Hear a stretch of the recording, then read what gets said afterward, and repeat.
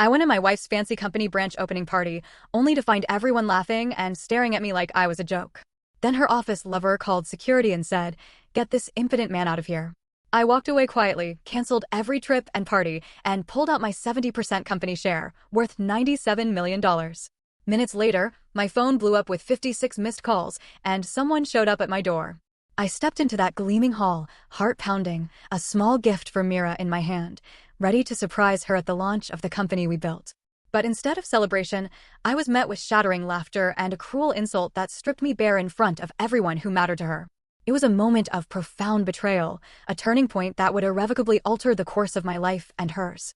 I walked into that gleaming foyer, my perfectly pressed navy suit feeling almost like a second skin, but my heart was doing a frantic drum solo against my ribs. In my hand, I clutched a small, neatly wrapped box, just a token, a symbol of all my pride and unwavering support for Mira. I'd poured my entire life into building this company from the ground up, sacrificing countless evenings to balance sheets and lending her that quiet, steady confidence she wore so effortlessly on magazine covers.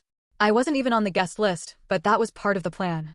I'd orchestrated surprise proposals, secured crucial investors, even painstakingly negotiated the lease for this very space. Tonight was supposed to be her moment, yes, but I was going to be the surprise, the quiet partner stepping out of the shadows. The moment I crossed the threshold, the music in the hall just sputtered and died. It was as if someone had hit rewind on every single chord. A heavy hush swept over the entire crowd, and then, like shattering glass, laughter exploded. My skin prickled. Someone, one of her new team members I guessed, actually yelled, "Look who's here." The 1-minute man in bed. A roar of cruel delight followed that. My gift slipped in my hand. I caught it before the paper tore, but that tremor in my fingers just spread like wildfire to my elbows and knees. I froze, feeling the blood drain from my face. Mira stood at the head of the ballroom, right in front of a backdrop emblazoned with her name and the company logo. Her gaze flicked to me for an instant, hurt, something unreadable, then cut away as if I didn't even exist. My breath hitched. A flicker of desperation urged me to speak, to salvage the moment, to demand some shred of respect. But I couldn't.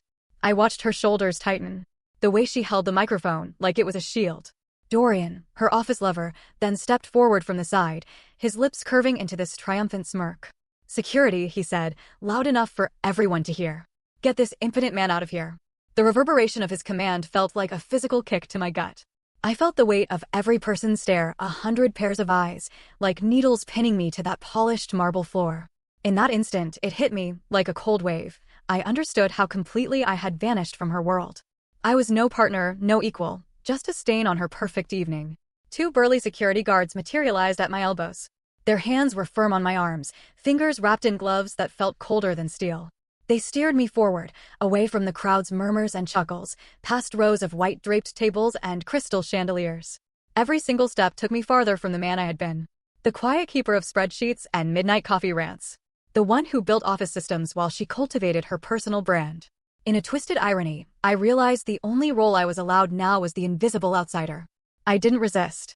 What could I say? "I'm hurt. I love you." The words felt as hollow as the applause that greeted her speech once I'd been led away. I gave one backward glance at the throng of supporters and investors gathered under soft floodlights. Their expressions ranged from awkward embarrassment to gleeful satisfaction. Mira's face shone in the spotlight. Her eyes didn't meet mine. I wondered, had she rehearsed this public disavowal with Dorian? Plotted the timing so the announcement and the insult would land together like a hammer blow? Outside, the cool night air slapped me awake. On the steps of the venue, I paused, still in my suit and tie. The gift clutched as tightly as a lifeline. Lights from the street lamps splintered across the pavement, but they offered no clarity, only harsh illumination of the boxed present, now a symbol of my failure. I breathed in the cold, tasting resentment and disbelief. My jaw ached from holding back the retort I never voiced. Shame wove through me like a bitter perfume. I shuffled down the sidewalk, my shoes clicking in rhythm with my heartbeat. The city felt utterly indifferent to my humiliation. Cars hurried by. Couples strolled arm in arm. Neon signs flickered announcements of convenience stores and cafes. Each step peeled away another layer of my composure until all that remained was a hollow echo of disappointment. I hadn't even argued when they ushered me out. Pride and grief wrestled for dominance inside me, but neither could break free. By the time I reached the curb, I realized I was still holding the gift. The wrapping paper was intact, but the ribbon lay twisted and uneven. I sank onto a low stone wall, sliding down until I was perched at its edge. The package rested in my lap, a small, bright promise that felt meaningless now. I stared at the little bow at the neat edges of the box, wondering if I should toss it into the gutter or hold on to it like proof that I still cared. My phone buzzed in my jacket pocket, but not with Mira's name on the screen. Just a string of business notifications, reminders that my own company files awaited my attention. A text from an investor popped up, "Congrats on tonight's launch, Mira," followed by a smiling emoji. I let the phone slip from my hand, the screen lighting up the asphalt before the device skidded to a stop. I didn't chase it. I sat there, silent and still, feeling the weight of that cruel phrase echoing in my mind. 1 minute man. The insult stung.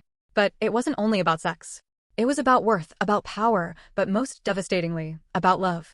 They had stripped me of my dignity in front of everyone who mattered to her. I closed my eyes and felt the ache of rejection slide between my ribs, nestling there like a shard of glass. I wasn't angry yet. I was too stunned.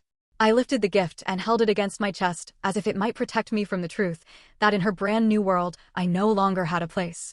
I sank onto the cold bench outside the gleaming branch opening, the neatly wrapped gift still resting in my lap like a fragile promise I couldn't deliver.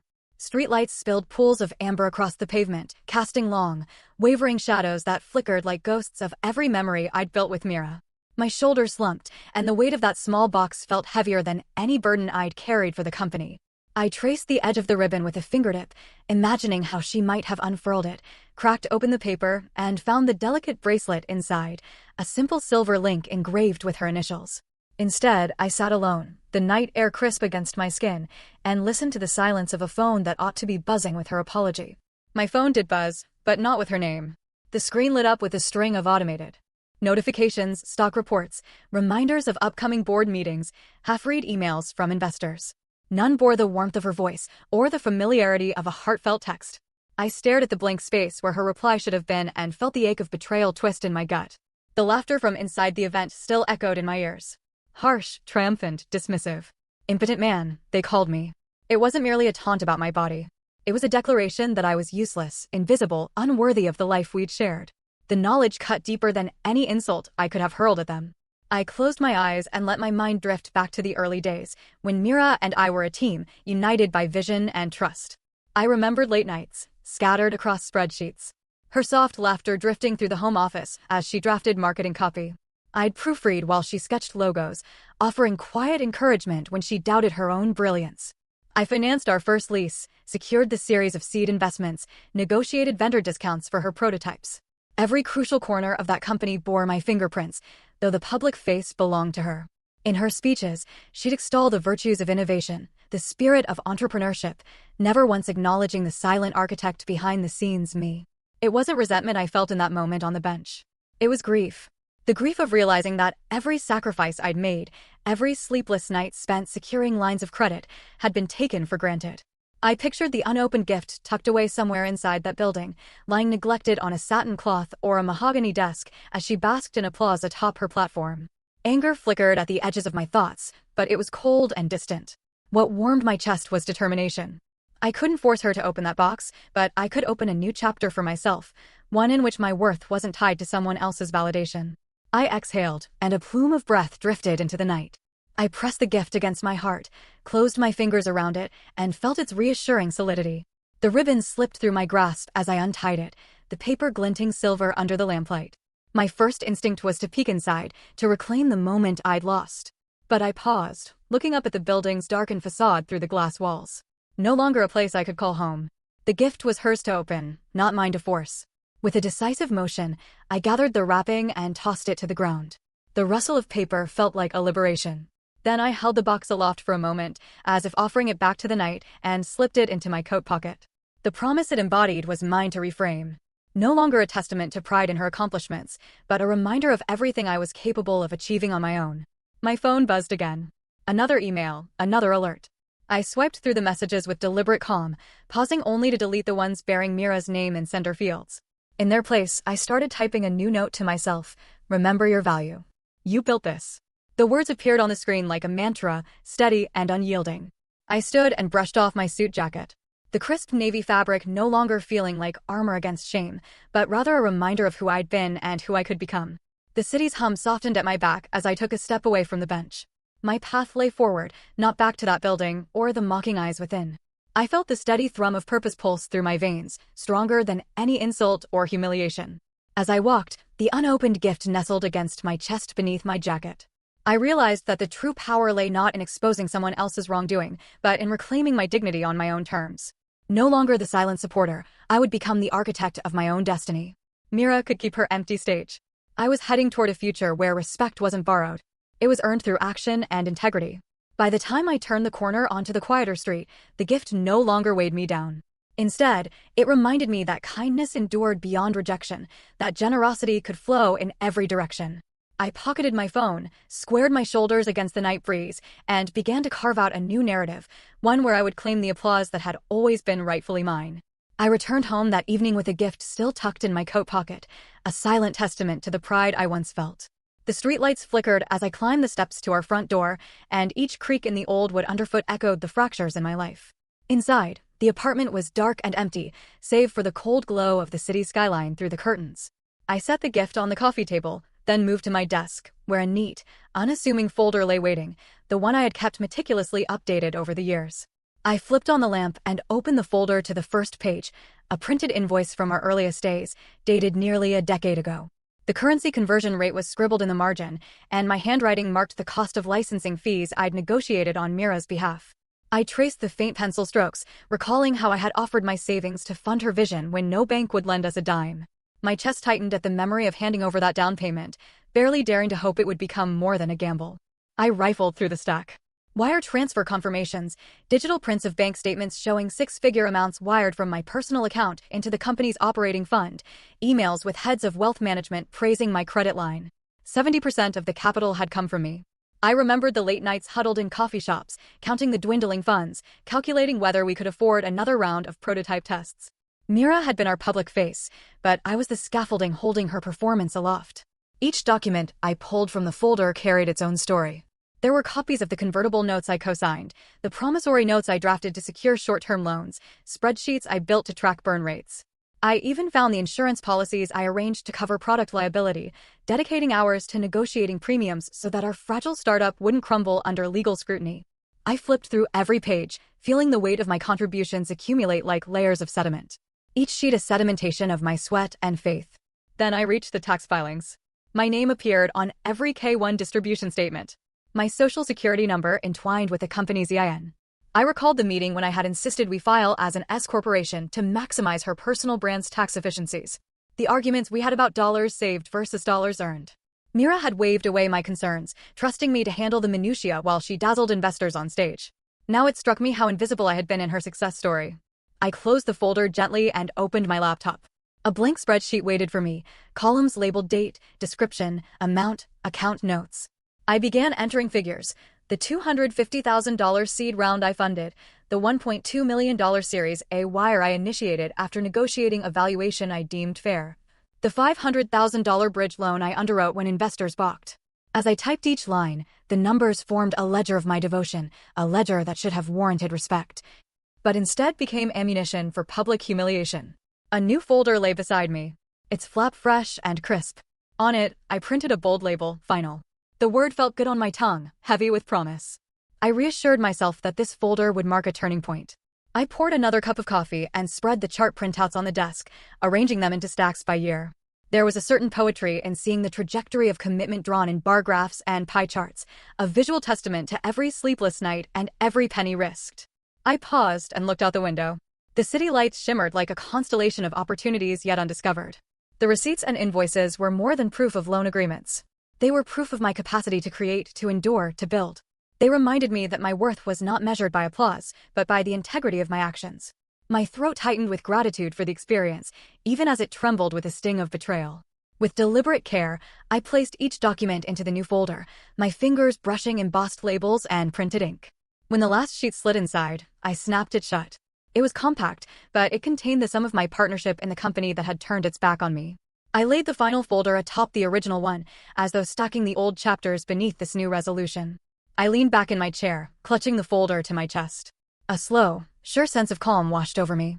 I realized that the humiliation I had endured could fuel my next chapter. The receipts were a weapon not of vengeance, but of self-assertion, a reminder that I possessed the skills, the capital, and the tenacity to begin again. The gift on the coffee table caught my eye. I rose and retrieved it, lifting the ribbon to inspect the box. For a moment, I considered tossing it aside in anger, but instead I placed it gently into the final folder, as though sealing my past kindness within the ledger of my future resolve. I shut off the lamp and closed my laptop. In the hush of the apartment, I heard my own heartbeat, steady and resolute. The folder lay on the desk like the blueprint of my next move, the unspoken contract with myself to reclaim agency and dignity. I stepped away from the desk, pausing for a final glance. Tomorrow, I would begin executing the strategy outlined within these pages. Tonight, however, I simply breathed the quiet thrill of purpose, knowing that my silence would speak louder than any shout. That night, I sat alone at my home office desk. The glow of multiple screens illuminating my face, as if spotlighting a stage I'd reclaimed. Silence reigned in the apartment, broken only by the rhythmic whir of the computer's fans and the soft click of my keyboard. I opened the secure credentials file I'd maintained since the company's inception, logins for finance portals, vendor management platforms, travel booking sites, even the private blockchain node where our equity controls resided. My heart thrummed, each beat echoing a mix of trepidation and steely resolve. This was my moment to act, to translate my quiet fury into decisive steps that would dismantle the empire built on my sacrifice. First, I navigated to the hotel accounts. The executive retreat in Aspen slated for next month was already fully booked. Luxury chalets, ski and spa access, conference rooms overlooking snow-dusted pines. I clicked through the itinerary details and selected Cancel Reservation. A cascade of automated prompts confirmed my authority. The system displayed a polite apology notice, promising full refunds. I let out a small breath, tasting the bitterness of reprisal mingled with the sweetness of justice. No more would they toast champagne in my name while mocking the man who funded every reservation. Next, I turned to the vendor contracts. I accessed the procurement portal and located the executive lounge renovation at their flagship headquarters: marble flooring, custom cabinetry, a sculptural reception desk. I marked the contract terminate, then sent the official notice. At the same moment, I canceled 3 catering agreements for the gala dinners, stopped payment authorizations for the branded swag shipments, and retracted our commitment to a 5-year audiovisual service contract. Each cancellation triggered an email notification that didn't know the full story. I pictured the panic that would ripple through her team when they realized their polished events and white glove services had been yanked away, leaving bare walls and empty platters. With the operational cutbacks in motion, I shifted to shareholder rights. I opened the equity management dashboard where the cap table glowed with the distribution of shares. Mira owned a significant portion, Dorian a smaller slice, and I held the largest block. I activated the emergency freeze function, a feature I'd insisted upon during the company's founding precisely for moments like this. Instantly, the $97 million funding pool under my control locked down. All pending fund disbursements halted. Venture capital deposits remained in limbo. A confirmation dialogue appeared, funding pools successfully frozen. I stared at those words, feeling the thrill of power surge through me as though I'd pulled the lever on a giant vault door. I leaned back in my chair, fingertips brushing the cool metal of my desk lamp. My reflection in the dark window looked different, eyes more focused, shoulders less swayed by doubt. I considered the dawn's board meeting when news of the freeze would spread like wildfire. I imagined Mira's face when she realized the capital she trumpeted in press releases was now locked away, inaccessible. I imagined Dorian's bravado fading when he saw his own compensation and expense accounts suspended. I had been invisible for too long. Now I would be undeniable. Still in the glow of my victory, I drafted a concise notification to the board, signed with my formal digital signature, effective immediately, pursuant to Section 7.3 of the Shareholders' Agreement. I am exercising my right to freeze the designated funding pool. Further details available upon request. I didn't gloat, didn't elaborate. The words were enough. Any board member worth their salt would know what came next. Emergency calls, crisis meetings, reputations on the line. I saved the email as a draft. I would send it at sunrise, timing it to coincide with the open of business in New York. I shut down the travel and procurement tabs and reopened the company's main financial portal. I reviewed the cash flow statements, lines of credit formerly drawn by Mira's legal name, balances earmarked for marketing campaigns, payment schedules for influencer partnerships, all now pending authorization from a cold, unyielding freeze. I printed out a summary sheet for my lawyer, planning to deliver it first thing in the morning. My lawyer had been waiting in the wings, ready to advise should I choose to enforce my rights. Now, thanks to the digital breadcrumbs I'd left, the path was clear. I closed my laptop and allowed myself a long exhale. Leaning back, so far the chair creaked in protest. The apartment felt warmer, more mine. The air carried the faint scent of my coffee, now cold. I stood, stretched my arms overhead, and felt the tension drain from my spine. In that moment, I recognized the magnitude of what I'd done, seized control, asserted my stake, and sent a message that silence. Yes, my trademark silence could be louder than any public outcry. At the edge of my desk lay the final folder from the night before, containing every invoice and wire transfer I'd ever made. I reached out, placed a hand on its textured cover, and tapped it gently. It felt solid, like the foundation beneath my feet. I would move forward with this document as both armor and blueprint. Before leaving the office, I retrieved my phone and composed a brief text to Mara, Mira's assistant. Morning, you and I need to talk. I didn't elaborate. She would sense the gravity. Then I locked my phone and slipped it into my pocket, heading toward the bedroom. As I crawled under the sheets, fatigue washed over me in heavy waves. Yet, beneath the exhaustion, excitement shimmered. I had disrupted their world at the very core. I had reclaimed agency over my own life and finances. Tomorrow would bring chaos for them, but for me, a calm dawn of autonomy. I drifted to sleep with the hum of the city outside my window, a lullaby to accompany a man unbowed, unbroken, and ready to forge his own destiny. Morning light filtered through the hotel curtains, painting soft gold stripes across the rumpled sheets. For a moment, I lay still, listening to the distant hum of traffic below and the faint click of a hallway door. My phone lay silent on the nightstand, but I already knew what awaited me. An avalanche of missed calls and messages that would shatter the precarious calm I'd carved for myself. I steeled my resolve and sat up, swinging my legs over the edge of the bed. My suit jacket hung on a chair beside the desk. I shrugged into it, the fabric snug against my shoulders, and patted the inside pocket where I kept a copy of the board notification. From here onward, everything would happen on my terms. I reached for the phone. 56 missed calls glared at me, a retrospective on the chaos I'd unleashed. Mira, Dorian, Mara, my lawyer, and even a handful of numbers I didn't recognize. Name after name insisted on explanations. A string of voicemails ran longer than I cared to listen, pleading apologies, stammering questions, frantic promises. I let the screen settle on the voicemail list and tapped delete. Each press felt like another step away from the man they thought they could break.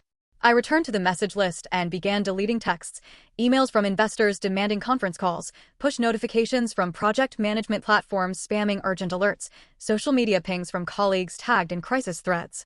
I didn't intend to hide. I intended to choose my moment to respond. For now, silence remained my strongest statement. I rose and made my way to the minibar. The plush carpet whispered under my feet as I poured a glass of water and took a deep swallow. With my reflection in the mirror, dark circles under my eyes, expression calm but hawk-like, I felt something shift inside me. The faceless majority of my life had been reduced to panic-stricken pleas. Now the world would bend to meet the consequences of its own arrogance. Just then, my lawyer's name popped up. I answered. They've seen it, I said, voice steady. Funds are frozen. Aspen retreat cancelled. Lounge renovations terminated. Who's next? He inhaled sharply. Board's convening an emergency meeting at 9 o'clock. Mira is calling a special session of investors this afternoon. They're scrambling to find liquidity. I let the silence stretch. Good. Minutes later, another call came through from Mara. She never sounded so tentative. Are you okay? She asked, voice cracking. Everyone's in meltdown. I'm fine, I replied. Meet me in the lobby in 30. She hesitated. What do you want? Answers. I hung up without another word. I showered quickly, the hot water washing away the residue of sleepless nights more effectively than any shampoo. In the mirror, I studied my face, marked by determination. By the time I stepped into the lobby, I wore not just a suit, but the armor of conviction. Mara waited by the front desk, her eyes red-rimmed, makeup smudged in places. She straightened when she saw me, lips parting in a silent question. I offered a small nod and steered her toward the seating area. Plush armchairs faced a low table strewn with business magazines. I sat. She perched on the edge of the chair opposite me, hands twisting in her lap. Mara, I began, voice low but clear. Why didn't you stand up for me? When Dorian ordered security to haul me out, you let it happen. Her gaze dropped. I'm sorry. I felt powerless. Dorian threatened to fire me if I did anything. Mira made it worse by not saying a word. You did nothing, I leaned forward. You saw the look on her face. You saw the gutting of everything I built. You stayed silent. Her eyes met mine, brimming. I know. I was scared, but I'm scared now too. The board's in an uproar. Investors are threatening to pull out. Dorian doesn't know numbers. He never has. And Mira, she's lost control. A slow satisfaction spread across me. Good. She blinked. What are you going to do? I closed my eyes, picturing the spreadsheet summaries in the final folder, the invoices, the wire transfers. Proof in my own hand that I had been the company's backbone. We're going to create a bridge loan, I said. I'll authorize a $20 million interim facility to keep them afloat until they find new financing, but there are conditions. Mara's shoulders tensed. What conditions? I opened my eyes. First, Mira steps down as CEO. She can take an advisory role, but no operational control. Second, Dorian's contract is terminated. He'll leave with a negotiated severance. Third, the board composition changes. I get 2 seats, including the chair of the audit committee. And fourth, we bring in an independent financial controller, someone with no ties to the old regime. She gasped. That's drastic. It's necessary, I said. They humiliated me publicly. They erased my contributions. They can't be trusted with my money unless they agree to these terms. Tears slid down her cheeks. I'll tell them. I rose and offered a hand. Thank you, Mara. You're doing the right thing. She nodded, accepting my hand. I always believed in you, she whispered. I just never knew how to show it. In that moment, compassion softened the sharp edges of my resolve. I squeezed her hand, then said, show it now. She stood and walked back toward the front desk, shoulders squared. I watched her go, then turned to the windows overlooking the street. The city moved on, unaware of the shifting power dynamics inside this hotel. Soon, every executive in that building would be reading my terms, scrambling to preserve their own positions. I returned to my room and poured another glass of water. The phone buzzed again, this time with a message from my lawyer. Draft agreement attached, signed, and returned to counsel. I scanned the document. Lines of text laid out my conditions, my demands, my assertions of rightful authority. I signed in the signature block with a flourish. Then I took a deep breath, feeling the promise of renewal in every cell. Outside, the morning sun climbed higher, banishing the shadows. I had initiated the fallout. Now I would oversee the settlement. The balance of power had shifted, and no one would mistake my silence for surrender again. I finished my water, pocketed the phone and the signed agreement, and stepped toward the door. Today, they would negotiate with the man they tried to humiliate. Today, I reclaimed not only my money, but my dignity and my future. And as I opened the door and walked into the hall, I carried with me the quiet certainty that I would never again be invisible in a world I helped create. The knock at the door came just after dinner, sharp against the hush of the hotel corridor. I'd been reviewing the latest draft of the bridge loan agreement, ensuring every clause protected my interests. When I heard it, 3 deliberate raps that echoed through the quiet hallway, my heart skipped. I hadn't expected anyone but Mara or my lawyer to seek me out so soon. When I opened the door, the corridor's golden light framed Mira's silhouette. Her hair was pulled back in a loose bun, strands escaping like tendrils around a storm cloud. She wore no makeup, and the puffiness around her eyes spoke of tears shed long before this moment. She began, her voice trembling, unsure, forfeiting the composed eloquence she once wielded on stage. I stepped aside and gestured toward the room, though my posture remained rigid. She crossed the threshold as though it were a tightrope. Each step measured, uncertain. She paused in the center, gaze flitting around the minimalist decor as though expecting surprises or traps. I closed the door behind her. The foyer light cast her in soft relief, illuminating both her vulnerability and my resolve. I watched her swallow, her Adam's apple bobbing. I didn't think you'd actually do it, she said finally, voice small. The accusation and the apology tangled together, raw and half-formed. I said nothing, instead closing the distance between us in 3 strides and dropping my briefcase onto the sofa. It landed with a thud that underscored the gravity of our new reality. She took a step back, eyes wide. I'm sorry, she whispered. I didn't know how to stop it. The words felt thin, like an umbrella in a hurricane. I folded my arms, mouth a hard line. You didn't try, I said. You let them treat me like a stranger in my own marriage. Her lips trembled. She raised a hand as if to touch my arm, then paused. I was ashamed, she admitted. I felt helpless. Dorian, he had all the pull. He made everything glamorous and exciting. When he told security to throw you out, I couldn't move. I closed my eyes, recalling the flush of embarrassment at the party, the cold grip of the guards, the hush that followed. My chest ached with the old wound. Shame is only powerful if you let it stay inside you, I said. You hid your shame behind my silence. She nodded, tears slipping down her cheeks. I was dependent on you, she confessed. I built my brand on your labor. I used your money, your expertise, your name, and then I was terrified of losing it all if I spoke up. Silence stretched between us, taut as a drawn bow. I studied her, every quiver of her lip, every flicker in her eyes, and realized I'd never seen her so exposed. The public persona had crumbled, revealing the woman beneath, flawed, regretful, desperate for redemption. Yet, even in her vulnerability, I found no comfort. I erased you, she whispered, voice barely above a breath. I erased the man who held up my world. I exhaled, letting the tension drain from my shoulders. You erased me in front of everyone I cared about, I replied. That cuts deeper than any company account freeze. Her gaze dropped to the carpet. She seemed to shrink within the space as though she wished to disappear. Then she lifted her head, resolve kindling in her eyes. I want to fix this, she said, voice steadier. I'll sign your agreement. I'll step down. I'll do whatever it takes. My mind replayed the clauses I'd drafted, repayment schedules, board seats, severance for Dorian, her resignation, everything I demanded to protect my money and my dignity. I considered telling her there was more. An apology that went beyond legal documents, an admission that trust would take time to rebuild, but I didn't. Instead, I let her words hang in the air like an offering. I appreciate that, I said quietly. But this isn't about just signing papers. I folded my arms again, though the rigidity in my chest softened slightly. It's about acknowledging what happened in here. I placed a hand over my heart, then let it rest by my side. You need to understand the consequences of your choices, not just the financial fallout. Tears welled again. She took a hesitant step forward. I do understand, she said, voice barely above a whisper. I lost you. I lost everything that mattered. And her voice broke, but she pressed on, I will live with that. I watched her inhale as though drawing courage from the silent room. In that moment, I recognized the hardest part, mercy.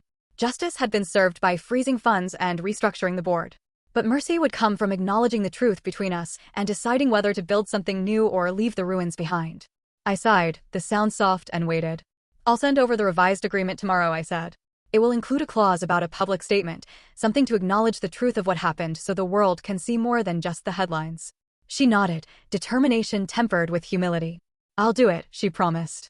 We stood in silence again, two figures in a quiet room, separated by trust broken and perhaps beginning to mend. I realized then that this was more than a negotiation of dollars and board seats. It was the reckoning of a relationship built on unspoken debts and silent sacrifices. She pressed her fingers together, tears glimmering in her eyes. I'm sorry, she said again, softer this time. For everything. I took a measured breath, the weight of my anger and the sting of her apology settling into a fragile drift. I know, I replied. Now, let's see what comes next. She offered me a small, tentative smile, a gesture that felt like the first flicker of dawn after a long night. I returned it with a nod. Then, without another word, I turned toward the desk where the folder labeled Final lay waiting, and she followed me. Together, we stood at the precipice of an uncertain future, one we would have to chart without the safety net of silence. When I walked back into the company offices the next morning, the familiar hum of printers and ringing phones had been replaced by an uneasy silence.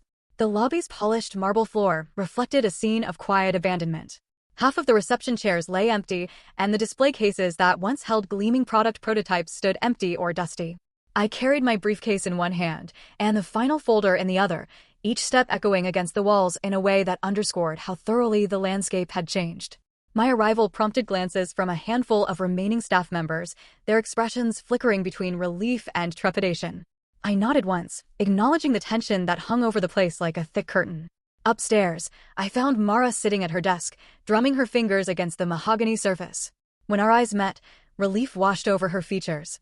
She rose to her feet, clutching a single sheet of paper. He's here, she said softly, nodding toward the glass-walled boardroom. Dorian is waiting. The others are in the next room. I thanked her and entered the boardroom where a circle of uncomfortable chairs faced a broad conference table. Mira sat at the head, looking small in an oversized blazer, her hair pulled into the same bun she'd worn at the hotel. Dorian stood by the window, arms crossed, but his usual smirk was gone. He seemed hollowed out, as though he knew his position was untenable. A handful of executives clustered in the far corner, whispering with furrowed brows. Investors lingered by the door, watching me like predators, evaluating whether to strike. I placed the final folder on the table. It waited, a silent reminder of every investment I'd made and every sacrifice I'd endured. Then I opened my laptop and projected the summary I'd prepared. A concise breakdown of capital contributions, a timeline of cancellations, and the terms of the bridge loan agreement. The slide that detailed Dorian's termination stayed on screen longest, the text stark against the white background. I looked up at him, his jaw clenched, but he said nothing. Mira cleared her throat, voice wavering. We've reviewed your proposal, she began. And we're prepared to comply. A murmur of surprise rippled through the room. No one expected her to concede so fully. She glanced at me, eyes pleading forgiveness. I'm stepping down as CEO effective immediately. I will sign the repayment agreement in full with the bonus you specified. Dorian's contract will be terminated with the agreed severance. I accept your seats on the board and the audit committee, and I understand you will appoint an independent financial controller. As she spoke, I observed each reaction. Relief softened some faces, while others froze in indignation. Investors scribbled notes. Legal counsel leaned in to whisper with Mara. Dorian's shoulders sagged, his gaze dropping to the floor. I felt a surge of vindication, but also a flicker of something unexpected, sorrow for the ruinous path we'd taken. When she finished, I stood and closed my laptop. "Thank you," I said simply. I paused, letting my gaze sweep across the room. This isn't just about restoring operations. It's about acknowledging accountability for the humiliation I endured, for the structure I provided, for the trust that was broken. I met Mira's eyes. "Your apology is on record and your actions will honor it." A board member cleared his throat. "What is your plan moving forward?" he asked, voice cautious. I opened the final folder and handed him a printed roadmap, 3 pages outlining the restructuring timeline, milestones for fundraising, and benchmarks for executive performance. "We'll stabilize liquidity through the bridge loan, then pursue a Series B with new investors who align with our vision," I explained. "We'll streamline operations, reduce overhead, and rebuild staff morale through transparent leadership. The independent controller will audit past expenditures and recommend best practices. We will institute quarterly reviews for executive conduct to ensure accountability." Questions followed about projected revenues, marketing budgets, product roadmaps, but I answered each with clarity, drawing on the deep knowledge I'd accumulated over years of silent stewardship. With every response, I felt the cushion of respect grow beneath me. It was a far cry from the moment I'd been escorted out by security. Now I commanded the room. When the meeting adjourned, Mira approached me as others scattered toward their offices. She offered me a small envelope. "This is a letter," she said softly. "I asked Mara to give it to you." I opened it and withdrew a single sheet of heavy parchment. Her handwriting was looped and precise. The ink still damp with intention. I read, handshakes and polite nods. I accepted each greeting with a calm smile, feeling the weight of my isolation lift with every introduction.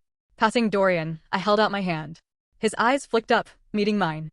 For a moment, I saw regret in those dark depths.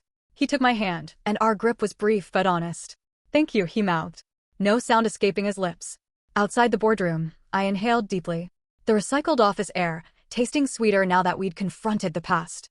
The halls felt alive again, as though the company had exhaled after a long nightmare.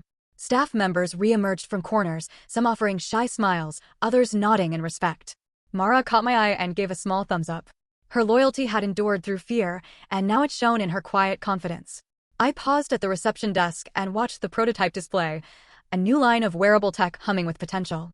In that moment, I realized that the true reckoning wasn't simply the money I reclaimed or the board seats I secured. It was the restoration of integrity. We had stripped away the facade and discovered that beneath it lay purpose and promise. I straightened my jacket and continued down the hallway toward my former office. The final folder pressed against my side, as though it were a compass guiding my way. I knew the road ahead would be challenging, filled with negotiations and deadlines and the occasional echo of past betrayals. But I also knew that for the first time in a long while, I was steering the ship rather than following in its wake. And as the office doors slid closed behind me, I felt the quiet triumph of a man reclaimed. No longer a forgotten supporter, but a visible architect of his own destiny. 2 weeks later, I found myself at the threshold of Soulweave's modest office, a converted storefront with brick walls painted in warm neutrals, string lights overhead, and a single sign declaring, "Soulweave, weaving solutions together." It was a far cry from the marble lobbies and glass towers I'd left behind. But something in its simplicity called to me. I carried a manila envelope tucked under my arm. Inside, the investment agreement I designed to give this small startup the runway it deserved. I stepped inside, the gentle hiss of the door announcing my arrival. A woman looked up from a cluster of soldering irons and circuit boards on a workbench. She paused, eyes widening in recognition. "Is that?" she began, voice catching. "It is. You're the guy from Nextra, right? The one they humiliated." I offered a small smile. "That's me." I extended the envelope. "I'd like to invest." She blinked, uncertainty flickering across her features before melting into gratitude. I don't know what to say. I gestured to the chair behind me. "Just sit. Tell me where you need support." She slid into the seat, brushing a strand of hair from her face. "I'm Ava," she said, voice soft but firm. "I've been working on sustainable fiber synthesis, plant-based polymers that mimic spider silk. I pitched it to Mira and her team years ago. They laughed it off as a hobby project, said it didn't fit their brand narrative. I kept going alone, cobbling together equipment, teaching myself structural modeling on nights and weekends." I nodded. "Persistence pays." I placed the envelope on the table. "This will cover your next 18 months of R&D, equipment upgrades, and pilot manufacturing." Her eyes filled with tears. You're giving me everything I asked for years ago." "I'm giving you what you earned," I said. Your idea had legs. I regretted not supporting it before. Ava exhaled, relief evident in her slumped shoulders. She opened the envelope and skimmed the agreement. Terms fair, no hidden clauses, interest rates designed to foster growth rather than extract profit. When she looked up, her smile lit the room brighter than the overhead lights. Thank you, she said simply. I leaned back, watching her unfold the possibilities before her. I'd like to be a silent partner, I added. I'll advise when needed, but this is your vision. She nodded, conviction shining in her eyes. I wouldn't have it any other way. Over the next hour, we talked shop, polymer matrices, supply chain challenges, pilot batch targets. She showed me prototypes, fine threads that glinted in the afternoon sun, strong enough to support weight, but soft to the touch. I held one strand between my fingers, feeling the tensile strength she had coaxed from humble plant matter. It was remarkable. When our meeting ended, Ava walked me to the door. She paused in the entrance, turning back. You okay? She asked, as though testing whether I belonged in this world of startups and scrappy entrepreneurs. I looked around at her workspace, tools neatly arranged, whiteboards covered in formulas, a stack of journals containing her experimental data. More than okay, I said. I feel alive. She smiled, and I realized it was the first genuine smile I'd seen from anyone in weeks. Untainted by fear or obligation, born of gratitude and shared purpose. I slipped out into the street, the sun warm on my back.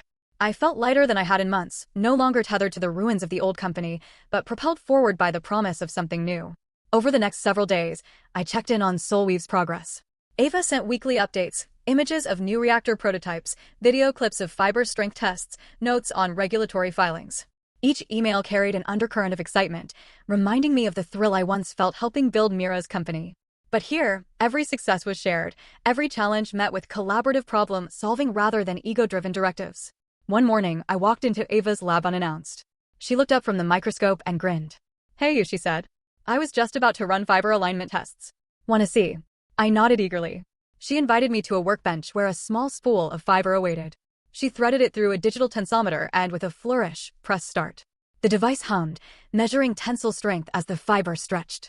The readout climbed higher than previous tests. Ava raised her eyebrows in triumph. That's over 1.2 gigapascals, she said.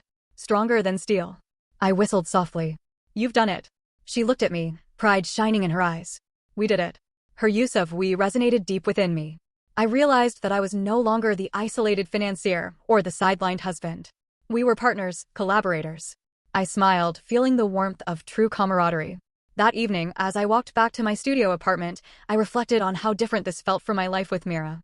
There were no boardrooms, no orchestrated presentations, no empty applause.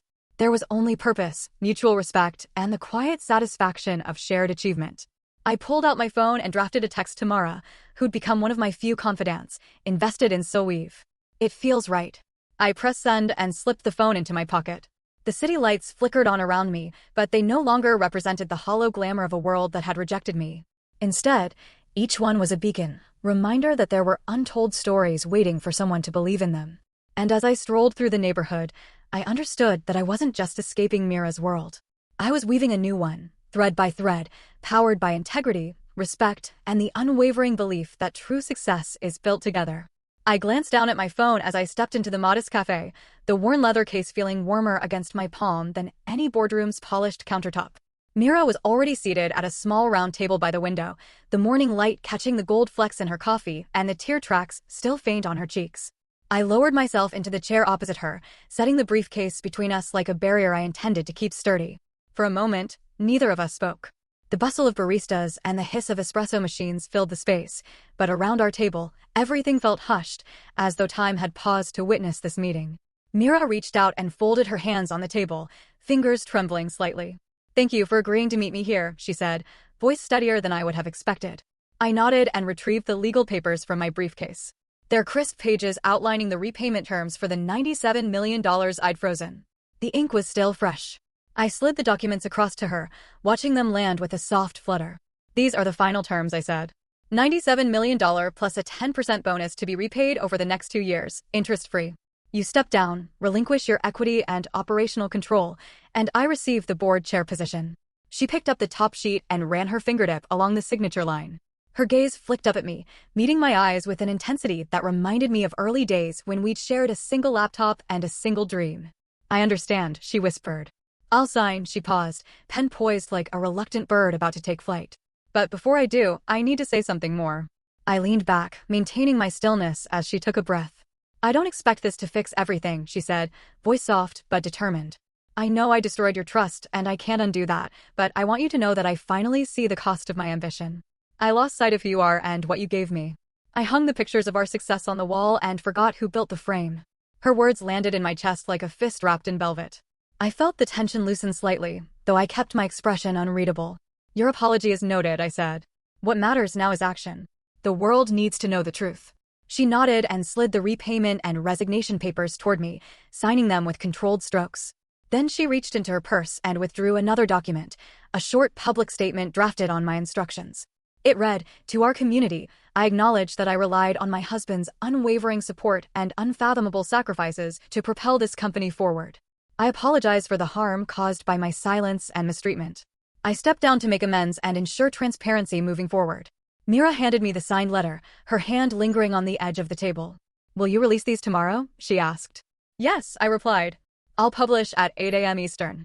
The clatter of cups and the murmur of conversation around us resumed its normal rhythm, and the moment of stillness faded. We both looked out the window, watching pedestrians pass along the street, oblivious to the seismic shift our agreement would trigger. She folded her hands again. "I don't know who I am without the title," she confessed, voice fragile. "But I want to learn." I studied her, bruised but resolute, humbled yet hopeful. "Then learn," I said. "Take responsibility. Find a new purpose. I'll withdraw my support for extending operations in your direction, and you can forge your path from scratch." She nodded, tears welling once more, and offered a faint smile. "Thank you," she said, voice thick with gratitude. I remained silent, allowing the weight of our exchange to settle between us. The cafe's atmosphere felt lighter now, as though honesty had lifted a cloud. I stood, gathering the signed papers in my briefcase. As I walked away, I heard her call my name. I paused, turned, and she mouthed, "Good luck." I offered a curt nod and stepped into the sunlight of a future no longer defined by shared illusions, but by the clarity of truth and the promise of new beginnings. I moved into my new studio apartment today. I finalized the last of the company documents. 10 feet by 12, with a window overlooking a brick courtyard. The air felt different here, lighter, as though it carried room to breathe rather than the stale heaviness of boardroom politics. There were no receptionists to impress, no assistants to fetch coffee, just blank walls waiting for me to leave my mark. I carried in a single cardboard box containing essentials, a laptop, notebooks, my favorite fountain pen, and the silver bracelet I'd meant to gift Mira. I placed the box on the hardwood floor, paused, and then set it aside, unopened. I unpacked slowly, arranging books on a shelf, rolling out my yoga mat, hanging a handful of abstract prints I'd picked up at flea markets. Each task felt grounding, a reminder that life continued beyond spreadsheets and shareholder votes. I made coffee on a small hot plate, the aroma filling the room in comforting swirls. As I sipped from a chipped mug, I glanced out the window at the courtyard below. Potted plants, wrought iron chairs, and a stray cat weaving through the shadows. It felt like an actual home. In the days that followed, I settled into a new rhythm. Mornings began with stretching and journaling. I tracked daily wins and challenges, setting intentions rather than ticking off endless to-do lists. I spent afternoons meeting with entrepreneurs at local cafes, offering mentorship on financial planning and growth strategies. Their gratitude was genuine and unguarded.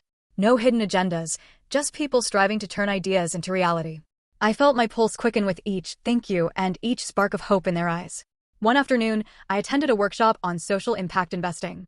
The organizer introduced me to a network of investors focused on clean energy, social housing, and educational startups.